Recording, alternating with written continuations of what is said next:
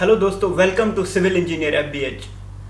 दोस्तों, आज की वीडियो एक इम्पॉर्टेंट वीडियो है सभी सिविल इंजीनियर्स या अगर आप किसी और डिपार्टमेंट के भी इंजीनियर्स हैं तो आपके लिए भी ये एक वीडियो बहुत ही ज़्यादा इम्पॉर्टेंट होने वाली है। क्यों? क्योंकि मेरे साथ आज एक एक्सपीरियंस्ड इंजीनियर है जो कि एक्चुअल में जम्मू एंड कश्मीर से बिलोंग करते हैं। ये यहाँ पे जॉब करते रहे हैं, उसके बाद बीच में ये कोविड वाले टाइम पे वापस चले गए थे छुट्टी के लिए। तो कोविड जब चलता रहा तो उसके बीच में इनको थोड़ा एक्सटेंड करनी पड़ी अपनी छुट्टी।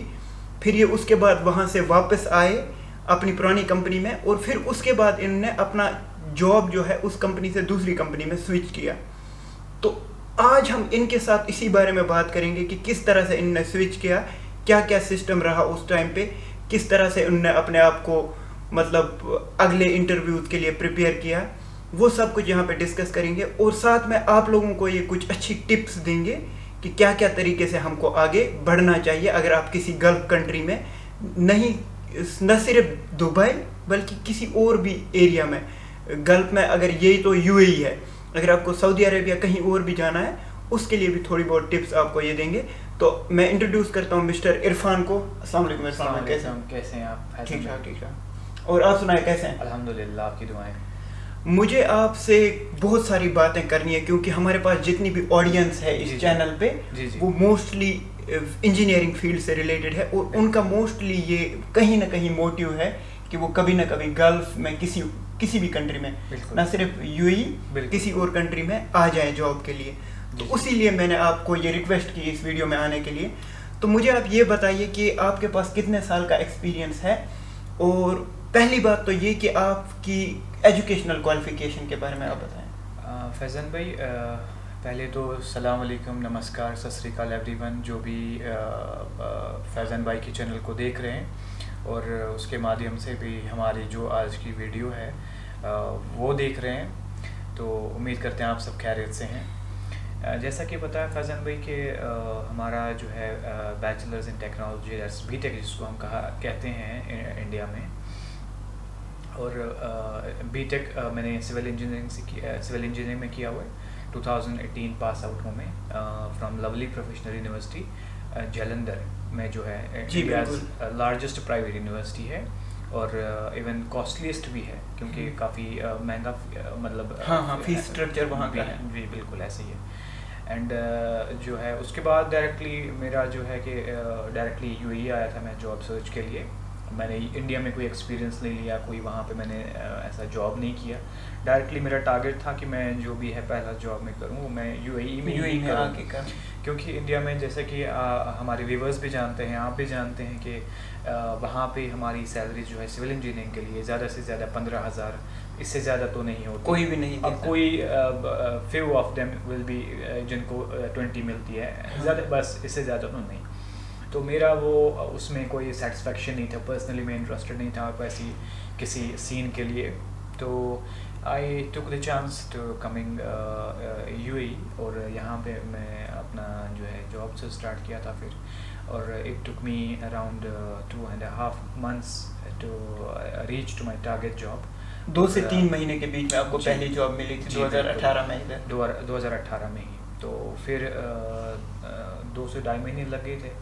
तो फिर अल्हम्दुलिल्लाह I got the job and फिर मैंने उसके बाद वर्किंग स्टार्ट की एंड उसके बाद कंटिन्यूसली अभी कुछ महीने हो गए जब से मैंने स्विच करा था। जैसे फैज़न भाई ने आपको बता दिया कि फिर मैंने स्विच करा था रिसेंटली, कुछ महीने हो गए 4। अच्छा, इसी के बारे में मुझे आपसे बात करनी है। पहली जॉब वो उस टाइम का जो सिस्टम था वो अलग था, अभी कोविड के टाइम के बाद में सिनेरियो पूरी तरह चेंज हुआ है यूएई का।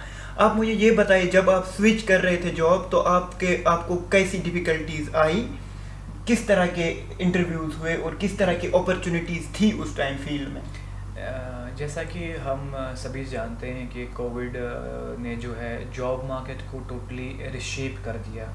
रिशेप इन द सेंस जो पहले था वो अब नहीं है, वैसी चीज़ें नहीं हैं, क्योंकि अभी जो मार्केट में है दैट्स टोटली चीज़ें जो है डिजिटल हो रही है। चीज़ें टोटली कन्वर्ट हो रही है from one form to another form, और उसकी वजह से जॉब मार्केट पे भी काफ़ी ज़्यादा असर पड़ा है। और हमारे काफ़ी स्किल्ड वर्कर्स, चाहे वो है non skilled workers, both of them have suffered somewhere. इसमें चाहे एक्सपीरियंस्ड भी हैं, इसमें चाहे फ्रेशर्स भी हैं। तो कंपनीज़ ने स्टार्ट करा कि एक नई स्ट्रेटजी को लेके चले, क्योंकि जब भी कोविड स्टार्ट हुआ था तो फिर उसके बाद ऑफ हायरिंग काफ़ी ज़्यादा हुई थी। फैज़न भाई आपको पता होगा कि कितने ज़्यादा हमारे भी कुछ फ्रेंड्स थे बीच में जिनकी जॉब चली गई इसी वजह से, and they had to go back to their I mean home countries. तो फिर उसके बाद हमने उस एक टफ़ सिचुएशन से हम गुज़र गए, पास हो गए अल्हम्दुलिल्लाह। तो बट ये है कि अब ये जो सिनेरियो अभी का है, ये कंपनीज़ ने अभी थोड़ी टफ़ प्रोटोकॉल्स के साथ चल रही है, स्ट्रिक्ट प्रोटोकॉल के साथ चल रही है, क्योंकि यूएई में काफ़ी ऐसी कंपनीज़ हैं जिन्होंने अपने जो है सारे जो उनके वर्क प्रोसीजर्स थे वो सारे टोटल चेंज कर दिए। यानी कि हम सिविल का भी देख लें तो सिविल का तो बिना साइट देखे तो हो ही नहीं पाता था, बट देन कंपनीज मजबूर थी उस चीज़ को करने के लिए, वो चीज़ें बाउंड रेस्ट्रिक्ट करने के लिए कुछ हद तक। तो फिर अभी जो है अभी वही सिनेरियो है कि सिविल इंजीनियर्स जो है अभी थोड़ा सा रिलैक्स हो गया है, चीज़ें यूएई में रिलैक्स हो गई हैं। बाकी कंट्रीज़ का भी थोड़ा सा रिलैक्स हो रहा है, but UAE is totally relaxed now regarding the protocols for the I mean COVID. But then के जो जॉब मार्केट है वो टोटली रिस्ट्रक्चर हो गई है, मैं कह सकता हूँ कि वो रिफ्रेम हो गई है इन टर्म्स ऑफ व्हाट कि अभी जो न्यू हायरिंग्स भी आ रही है, न्यू जॉब्स भी आ रही हैं, उनके लिए कुछ कंडीशंस लिखी होती है, जैसे कि हमारा जॉब एक्सपीरियंस हो गया वो भी यूएई का, ना कि इंडिया का, ना कि पाकिस्तान का, ना कि बांग्लादेश का, वो मांगते हैं यूएई का एक्सपीरियंस। उसके बाद वो आपसे, अगर हम सिविल इंजीनियरिंग की बात करें तो वो आपका एसओई कार्ड मांगते हैं, जिसको हम सोसाइटी ऑफ इंजीनियर्स कार्ड भी कहते हैं यूएई का। एग्जैक्टली। फिर वो आपसे दुबई म्यूनसिपलिटी, चाहे आप दुबई में हैं तो दुबई म्यूनसिपलिटी, आप शारजा में है तो शारजा म्यूनसिपलिटी, आप अबू धाबी में है तो अकॉर्डिंगली अबू धाबी की म्यूनसिपलिटी से आपको अप्रूवल लेने पड़ती है। यानी कि हर किसी इमारात का अपना अपना अप्रूवल है, यानी कि म्यूनसिपलिटी अप्रूवल, जैसे कि हमारी होम कंट्रीज़ में भी होता है। तो यहाँ पे उस चीज़ को काफ़ी ज़्यादा फॉलोअप किया जाता है, और अभी वो चीज़ें लाइक सरफेस पे आ गई है कम्प्लीटली। 2000 यानी कि जो कोविड से पहले जो टाइम था, ये चीज़ें तब इतनी रिसरफेस नहीं थी, इतनी प्रायोरिटी पे नहीं थी, बट अभी जाके ये चीज़ें उन्होंने काफ़ी स्ट्रेस आउट की हैं, and with I mean proper I mean protocol they are following the new hirings. अभी मैंने इस जगह पे आपको ये क्वेश्चन पूछना है कि मोस्टली हमारे चैनल पे जो लोग हैं वो थोड़े फ्रेशर्स हैं, उनके लिए आपका क्या मैसेज है कि उनको किस हिसाब से जाना चाहिए? क्या उनको यहाँ विजिट पे आना चाहिए जॉब सर्च करने के लिए, या वो अगर इंडिया में कहीं मुंबई वगैरह में जहाँ जगह पे रहते हैं वहाँ पे उनको सर्च करना चाहिए? आपका क्या कहना है इसके लिए? मेरी जो पर्सनल, मैं अपनी चॉइस आपको बताऊँ, मैं अभी तक जो भी फ्रेशर्स हैं उनको यही कह रहा हूँ कि आप किसी ऐसे शहर के आसपास जॉब करते रहे इंडिया में जहाँ से हायरिंग्स होती है। क्यों? क्योंकि आप वहाँ पे देखोगे, वहाँ पे हर एक गल्फ कंट्री का एडवर्टाइजमेंट आता है। यहाँ पे आप आ जाओगे, आप सिर्फ दुबई के होके रह जाते हो। इवन अगर आप दुबई से अबू धाबी आपको जाना है, आपको तब भी सोचना पड़ता है, क्योंकि मिनिमम आपको 3-4 हज़ार रुपये इंडिया के आने जाने में किराया लगने वाले हैं। तो उसके बारे में आप थोड़ा सा बताएं फ्रेशर्स के लिए। देखिए, जो फ्रेशर्स है, काफ़ी ज़्यादा फ्रेशर्स हम मुझे भी मैसेज करते हैं, आपको भी मैसेज करते रहे हैं, आपके यूट्यूब चैनल पे, आपके पर्सनल अकाउंट्स पे हमें भी मैसेज करते हैं कि क्या वेज़ है कि हम यूएई में जॉब पा सकते हैं as a freshers. As a fresher पहले तो ये बात है कि डिमोटिवेट खुद को तो नहीं करना है। हमने पढ़ाई लिखाई की है तो कुछ बनने के लिए ही की है, एंड हमें अपने मोटिव्स को, अपनी डिटर्मिनेशन को नहीं खोना है, पॉजिटिव रहना है और नेगेटिव वे में काम नहीं करना है। बट जब भी आप किसी चीज़ को किसी चीज़ को पाने के लिए कुछ अपने जहन में, कुछ अपने दिमाग में कुछ डिज़ाइन स्ट्रीमलाइन करते हैं आपके कि आप कैसे उस चीज़ को हासिल कर सकते हैं, कैसे उस चीज़ तक पहुंच सकते हैं। काफ़ी सारे लोग हैं जो फ्रेशर्स हैं, वो डायरेक्टली उन्होंने वीज़ा बुक किया, उन्होंने टिकट बुक कर दी, वो डायरेक्टली आ जाते हैं, लेकिन आगे क्या है उनको वो मालूम नहीं होता कि आगे करना क्या है हमें। तो वो जो है वो they get lost and they get depressed, and resultant क्या होता है, वो अपनी tickets as soon as possible वो वापस अपने होम कंट्री चले जाते हैं, जो भी बड़ा एक नुकसान है। तो मैं अपने जो भी फ्रेशर्स भाई है, बहनें हैं, सभी को यही रिक्वेस्ट करता हूँ कि जब आप यूएई आएँ, यूएई से पहले आप चीज़ों को स्टडी करें कि यूएई में अभी क्या हालात है। यहाँ की जो जॉब साइट्स है, जॉब साइट्स डेफिनेटली देखें आप। naukri.com है, या उसके बाद इंडीड है, या उसके बाद दूसरी तीसरी जॉब साइट्स है जो यहाँ पे चलती है, उनके ऊपर अपनी प्रोफाइल डाल दें और अप टू डेट प्रोफाइल डाल दें अपनी जो वहाँ पे रिस्पांस देखिए क्या रिस्पांस मिलता जी। है। एक्चुअली रिस्पांस तो वहाँ पे मतलब आप कह लें कि 0.0 समथिंग पॉसिबिलिटी है। जब आप होम कंट्री में हैं ऐसा पॉसिबिलिटी है कि 0 पॉइंट समथिंग, क्योंकि यहाँ से कंपनीज हायर तो नहीं करती है, they don't take a risk. या बंदा जो है वो अवेलेबल होना चाहिए यूएई के विद इन प्रोविंसेस में। तो इसके लिए क्या है कि मैं अपने फ्रेशर्स भाइयों को, बहनों को सभी यही कहना चाहूँगा कि वो यहाँ पे आने से पहले चीज़ों को स्टडी कर लें और आपसे कांटेक्ट कर सकते हैं, हमसे कांटेक्ट कर सकते हैं। डिफरेंट जो यूट्यूब चैनल्स हैं जो यहाँ पे चलती हैं ऑलरेडी, उनसे भी कांटेक्ट कर सकते हैं कि क्या है, हमें कैसे मतलब स्टार्ट करना चाहिए। और एक बड़ी बात है जो कि बजट है, कि यहाँ पे जब वो आएँ तो उनको पता होना चाहिए कि यहाँ पे रहने के लिए उनको कैसे क्या करना है, क्योंकि वो अगर वहाँ से ही बुकिंग्स करके रखते हैं तो वो ज़्यादा बेटर रहता है कि उनको यहाँ पे स्ट्रेस अप नहीं हो जाते हैं वो। तो यहाँ आने से पहले उनको ये पता होना चाहिए कि फ्रेशर्स के लिए लीस्ट पॉसिबिलिटीज़ रहती है जॉब की। तो इसलिए जैसे कि फैज़ान भाई ने बताया सभी को कि जो इंडिया में, जो पाकिस्तान में, जो भी जहाँ कंट्री से आते हैं, वहाँ पे कुछ कंपनीज़ होती है जो इंटरनेशनल कंपनीज़ होती है, जिनके ऑफिसेस डिफरेंट कंट्रीज़ में होती है, चाहे यूरोप होता है, चाहे वो मिडल ईस्ट होता है। जैसे कि हमारे बॉश हो गए, कैटरपिलर हो गए, हमारे डिफरेंट कंपनीज़ हैं जिनके कि डिफरेंट कंपनीज़ में सोबा है, सोबा इंडस्ट्रीज हमारी जैसे इंडिया में चलती है, एल&टी है, उसके यहाँ पे भी प्रोजेक्ट्स है। तो वो वहाँ पे ऐसी कंपनी से टाई अप कर ले, कोशिश कर ले वहाँ पे उनके साथ टाई अप करने की, और वहाँ स्टार्ट कर सकते हैं, वो एक अपने करियर को स्टार्ट दे सकते हैं वहाँ से एक पॉसिबिलिटी बन सकती है कि वो अपने कंपनी को फिर रिक्वेस्ट कर सकती है कि हमें मिडल ईस्ट के लिए शिफ्ट किया जाए। या फिर ऐसा भी हो सकता है, अगर आपको उन किसी कंपनीज का एक्सपीरियंस है और आप यहाँ के लिए कहीं अप्लाई करते हैं, तो जो ही वो नाम आता है, यहाँ पे कंपनीज को पता है कि भाई साहब ये कंपनी हमने देखी है, तो उसको वो ज़्यादा प्रेफर करेंगे उस टाइम पे, बोलेंगे कि ये बंदा जिस कंपनी में काम किया है वो यहाँ भी काम कर रही है, तो मतलब ये एक अच्छी कंपनी का एक्सपीरियंस इसके पास है, वो भी फ़ायदा हो सकता है। ऐसी बात है। मैं अगर ये एक बात देख लूँ, अभी के जो मार्केट कंडीशंस है, मैं अगर देख लूँ कि 100% में से अगर मैं कहूँ, मुझे पर्सनली आप कहेंगे कि 100% जॉब्स में से कितनी परसेंट नेटवर्क के थ्रू मिलती है, कितनी परसेंट कनेक्शंस के थ्रू मिलती है, और कितनी परसेंट डिफरेंट मीडियम्स के थ्रू मिलती है। तो मैं यही कहूँगा कि आई थिंक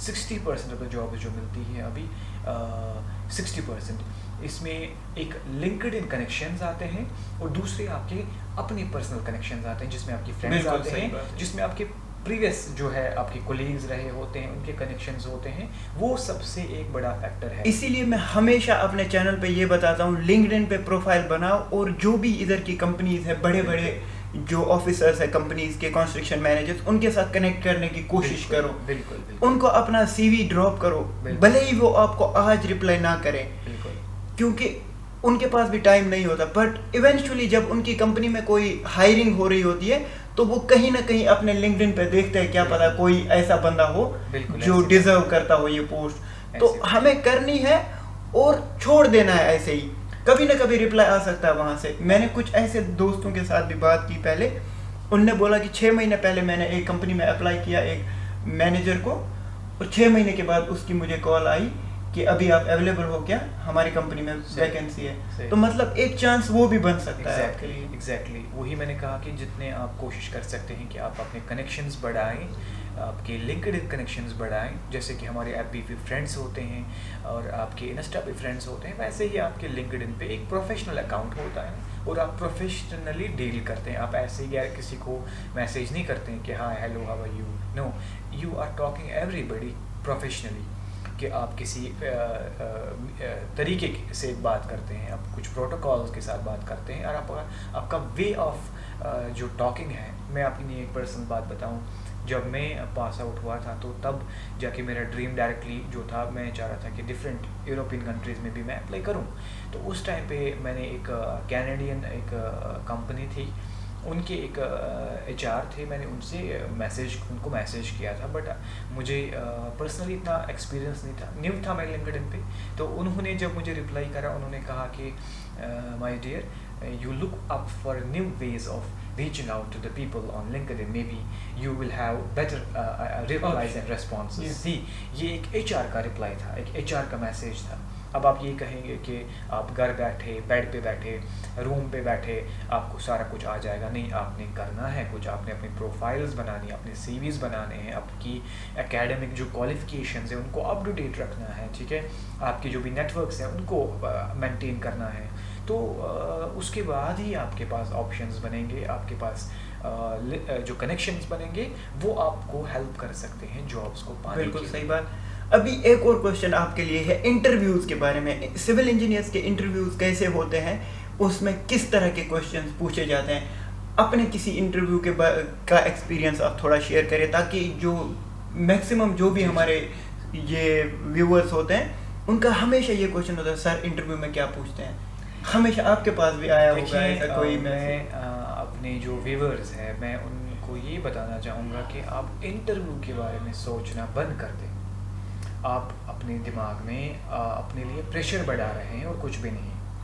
आप पहले मैंने तरीक़ों की तरफ ध्यान दें कि जैसे हम जॉब पा सकते हैं। आप अभी इंडिया में हैं, आप यहाँ आए नहीं, आपने वीज़ा अप्लाई नहीं किया, आपने कोई टिकट्स नहीं ली, आपने अपना जो बाकी चीज़ें हैं कि कैसे कंपनी तक पहुँचना है, कैसे जॉब लेनी है, और आप पहले ही इंटरव्यू के बारे में सोच रहे हैं। ये ऐसी ही बात हो गई कि आप गाय खरीदने की सोच रहे हैं, और गाय खरीदने से पहले आप दूध का सोच रहे हैं कि मैं दूध किस किस को बेचूं और किस किस को ना बेचूं और कितने में बेचूं। तो वो चीज़ बंद करें। आप पहले गाय तो लेके आएँ घर, उसके बाद ही आपके पास वे आउट है कि आप कैसे किस चीज़ को कैसे डील आउट करेंगे। रिगार्डिंग अगर हम इंटरव्यू की बात करें तो इतना डिफ़िकल्ट नहीं होते हैं इंटरव्यूज़। सिंपली वो आपसे आपका इंट्रोडक्शन पूछते हैं, क्योंकि उन्होंने पहले आपकी जो प्रोफाइल होती है, जब आपकी आप इंटरव्यू के लिए क्वालिफाई हो गए, इसका मतलब है कि आप 90% आप अबव है, चांसेस जो आपके हैं जॉब लेने के वो 90% से अबव है। क्योंकि आपकी प्रोफाइल यहाँ पे, मैं मिडल ईस्ट की बात करूँ, आपकी प्रोफाइल ATS के थ्रू पास हो जाती है, जिसका मतलब हो गया कि वो एक टफ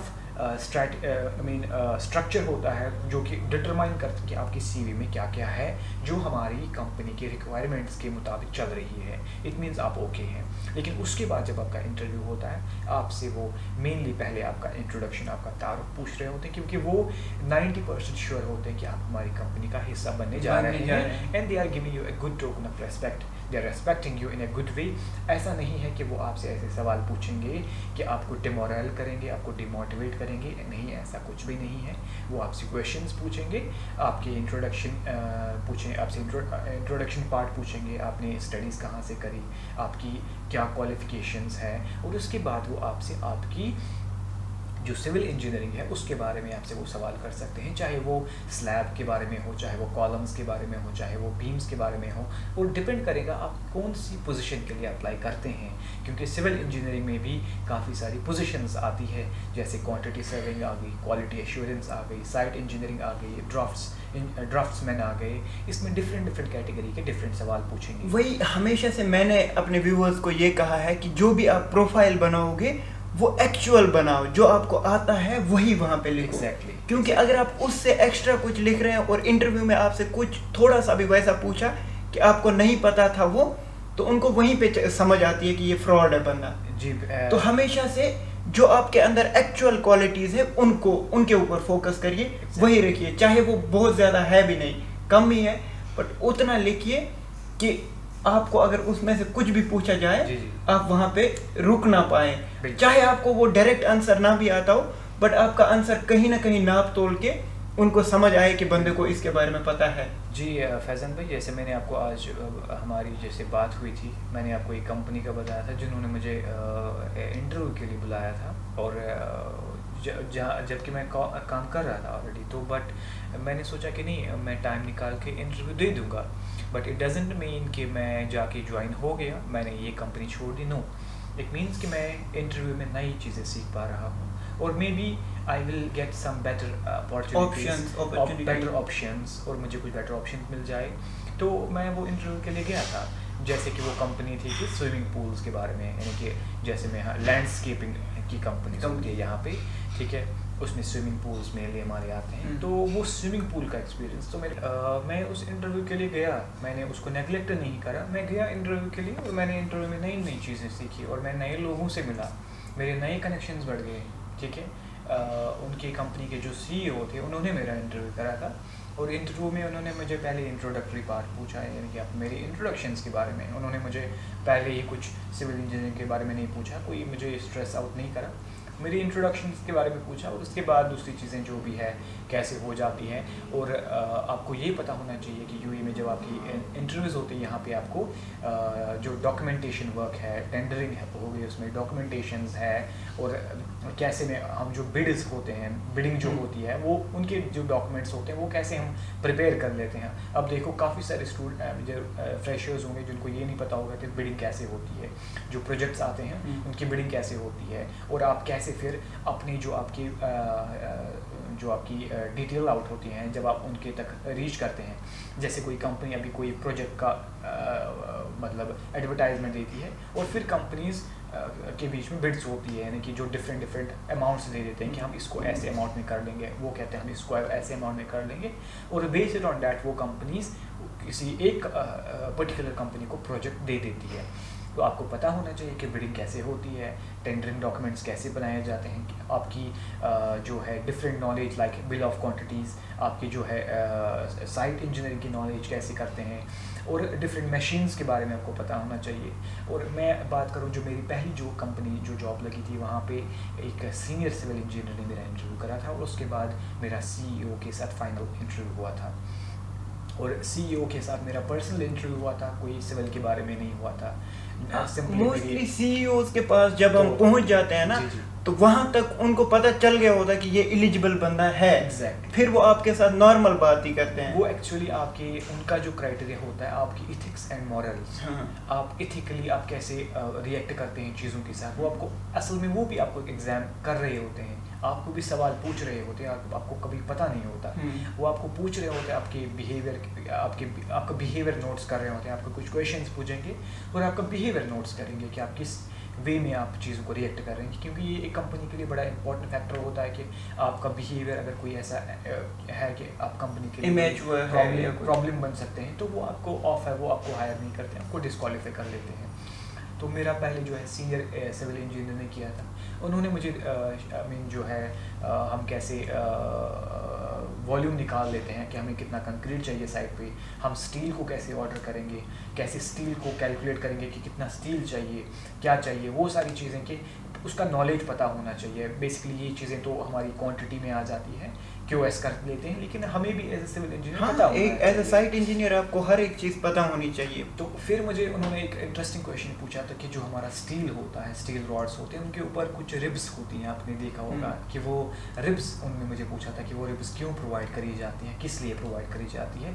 हमारा जो आयरन होता है, Fe जो होता है, जो हम यूज़ करते हैं इसमें स्लैब्स में या कॉलम्स में, कि उसके ऊपर जो रिब्स होती है वो हम क्यों प्रोवाइड कर लेते हैं। तो अल्हम्दुलिल्लाह कि मैंने उस टाइम पढ़ा था कि इंटरव्यू प्रिपेयर किया था खुद को, और मुझे पता था कि वो हम क्यों प्रोवाइड करते हैं, स्लिपेज के लिए प्रोवाइड कर लेते हैं, और स्ट्रेंथ के लिए प्रोवाइड करते हैं, स्लिपेज के जो कंक्रीट और स्टील के अंदर एक अच्छा बॉन्ड बने। एग्जैक्टली, अदरवाइज वो एक इंटरलॉकिंग हो जाती है। इंटरलॉकिंग, बिल्कुल इंटरलॉक्स बन हमने कभी केमिस्ट्री में कहीं पढ़ा था, वो की एंड लॉक सिस्टम, वही होता है लॉक सिस्टम, वो लॉक हो जाते हैं, जो कंक्रीट होता है वो स्टील के साथ लॉक हो जाता है उसके लिए ऊपर। जी बिल्कुल। तो वो मेरा मतलब उस टाइम में काफ़ी, फिर मुझे जब ये क्वेश्चन पूछा गया कि how much salary do you expect, तो ये सवाल मेरे लिए काफ़ी अहम था और मेरे लिए काफ़ी एक्साइटिंग था कि मैं इस सवाल को कैसे जवाब दूं और क्या मैं अपने एक्सपेक्टेशंस बताऊं। देखिए, काफ़ी सारे लोग कहते हैं कि हमें एक्सपेक्टेशंस नहीं बतानी चाहिए, हमें कहना चाहिए कि चलिए ठीक है, जो आप मर्ज़ी चाहे, क्योंकि आप ऑलरेडी विज़िट पे होते हैं, आप डिमोटिवेट हुए होते हैं, आपके पास नहीं, ऐसा कुछ भी नहीं है। आपने सिविल इंजीनियरिंग नहीं है, आप एक सिविल इंजीनियर प्रोफेशनल एम्प्लॉई है, तो आपका ये हक बनता है कि आप भी कंपनी के लिए कल को काम करेंगे तो डेफिनेटली आपको अपनी एक्सपेक्टेशंस बतानी है। आपको एक्सपेक्टेशन जो नॉर्मल मार्केट रेट्स है आपको बतानी है कि इतना भी हाई नहीं जाना है कि वो आपको डिस्क्वालीफाई कर लें, आपको कंसिडर ना कर लें। ये आपने एक चीज़ आपने जो भी प्राइस बता दी तो आपने उनके साथ एक और टर्म ऐड करनी होती है, नेगोशिएशन, यानी कि which I can negotiate further on, जो कि मैं नेगोशिएट कर सकता हूँ, लेकिन ये मेरा एक डेटम है, एक कि इतना मैं एक्सपेक्ट तो कर ही रहा मगर अगर आपके पास बजट नहीं है आई एम नेगोशिएबल ऑल्सो, मैं नेगोशिएट कर सकता हूँ, क्योंकि आपको पता है जॉब मिलना, पहले अगर आप फ्रेशर हैं आपके लिए जॉब मिलना इज़ अ बिग थिंग, क्योंकि आपके पास अब वेज आउट है सेकंड जॉब पाने के लिए, थर्ड जॉब पाने। पहली जॉब में आप थोड़ा सा स्ट्रगल कर सकते हैं, फिर दूसरी तीसरी में आप अपने अच्छे से आप ग्रो अप कर सकते हैं।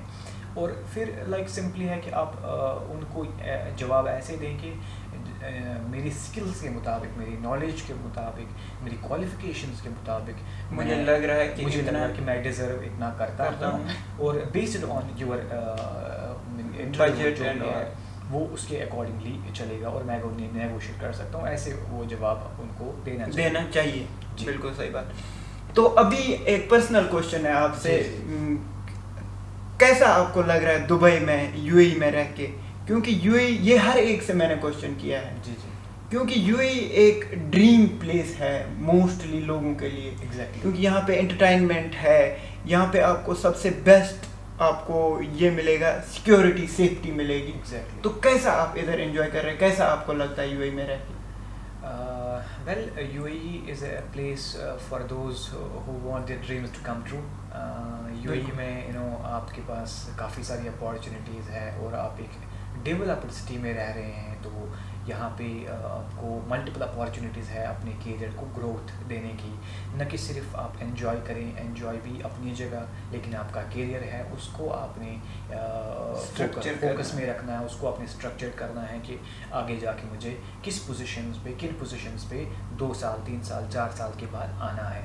तो वो चीज़ें कंसिडर करके यहाँ पे आपके पास लॉट ऑफ अपॉर्चुनिटीज़ है। अगर आप रियली चाहते हैं कि आप अपने करियर में एक्सेल करें, बिसाइड्स दैट आपके पास एंजॉय करने के लिए भी everything, you have everything in UAE, क्योंकि आपको पता ही है कि जो दुनिया में मशहूर इमारतें और मशहूर पैलेसेस जो है वो यूएई के अंदर हैं, और जो यहाँ पे आइलैंड्स हैं, बाकी चीज़ें हैं, दूसरी ब्यूटीज़ हैं। तो आप कभी थोड़ा एंजॉय करते हैं कि बस फोकस ही है? डेफिनेटली मैं वैसे एंजॉय तो कर लेता हूँ, अपने फ्रेंड्स हैं, अपनी कंपनी के फ्रेंड्स हैं, और माशाल्लाह आप मेरे सबसे क्लोज फ्रेंड हो, तो आपको भी बेहतर पता है। हाँ, कुछ 1-1.5 साल पहले हम हर हफ्ते कहीं घूमने निकलते थे। हमारा हर हफ्ते प्लान रहता था कि आज यहाँ जाना है, कल यहाँ जाना है। क्योंकि यूएई में एक चीज़ है कि वीकेंड्स आपके लिए वो होता है, मतलब कि ये ईद का दिन हो गया आपके लिए। आप ऐसा है कि आप पूरे 1 हफ्ते में काम करते हैं, और वो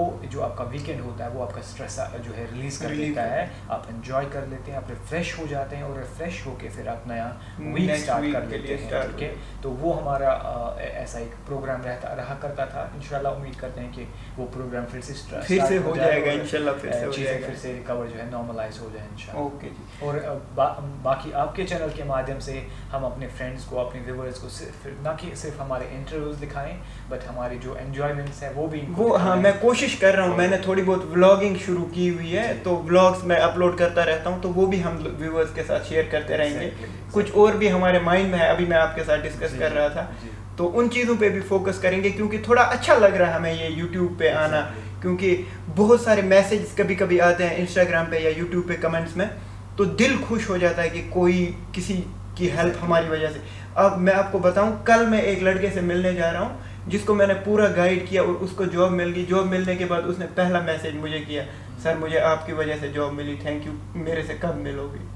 तो एक वो बड़ी अच्छी फीलिंग आती है कि कम से कम मैं तो कोई भी नहीं हूँ, करने वाला तो सिर्फ ऊपर वाला है, बट मैं एक जरिया किसी के लिए बना। बहुत अच्छी बात होती है वो हमारे लिए। तो इसीलिए हम कोशिश करते हैं कि लोगों से मिले, लोगों के एक्सपीरियंसेस और लोगों से शेयर करें, ताकि उनके पास भी अगर कभी कोई अपॉर्चुनिटी आती है तो वो इन चीज़ों को मद्देनज़र रख के उसको कवर कर सके। तो थैंक यू इरफान भाई वीडियो में आने के लिए। So much. हमें उम्मीद है कि आगे भी हम वीडियोस बनाते रहेंगे, चाहे इंटरव्यूज़ की हो, चाहे वो व्लॉग्स हो, चाहे वो कुछ और हो जो हम अभी डिस्कस कर रहे थे, न्यू कंसेप्ट। तो कोशिश करेंगे आपके साथ फिर से मिलने की। Thank you for the video. Thank you so much.